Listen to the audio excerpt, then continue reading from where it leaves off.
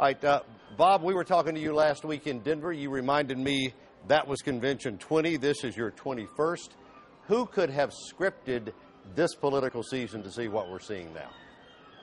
I tell you, and I think you and I were talking about this, David, I always tell people this is my 21st.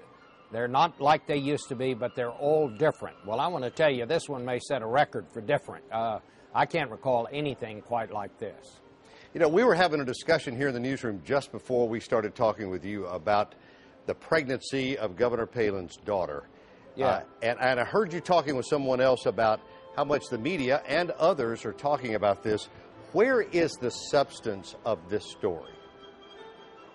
Well, I think the thing here is that it caught everybody so much by surprise. I think there's great admiration for her mother, for the way she and her husband embrace this child. I mean, this is the kind of thing that every family and every parent can relate to.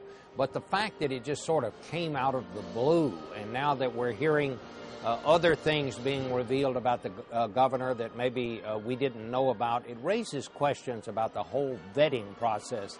That part of it, I think, has made Republicans here a little uneasy about this. This is an interesting choice.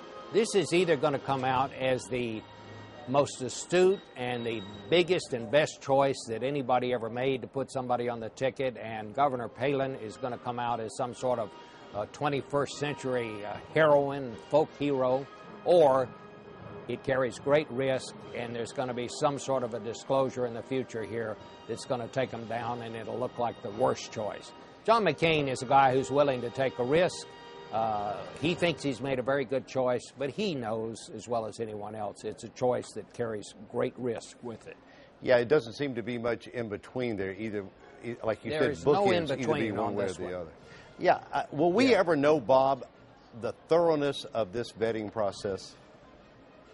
Well, I have relationships with a lot of people around John McCain that go back for years. I've known John McCain and I've known the people around him for years. And so I tend, when they tell me something, to give them the benefit of the doubt. They tell me they did a thorough vetting. They tell me that John McCain knew in advance about all this, thought it was personal, and he accepted it, thought it was just fine.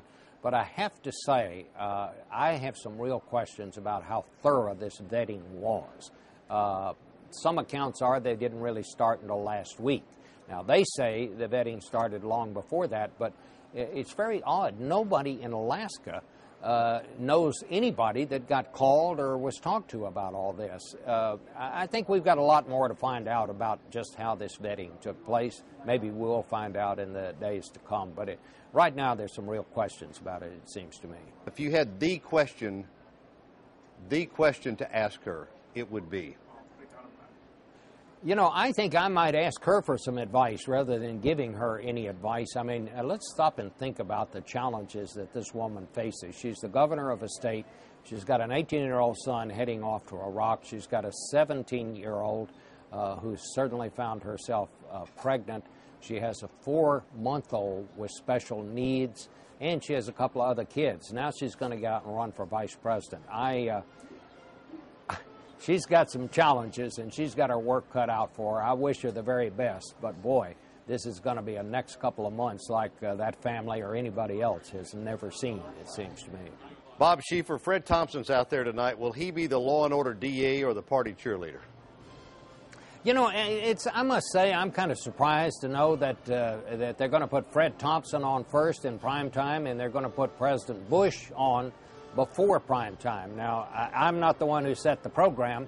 I don't quite understand what that's all about, but I guess we'll find out. Bob Scheifer from CBS News, as always, thanks for taking the time to talk with us. Enjoy Minnesota. Okay, thanks.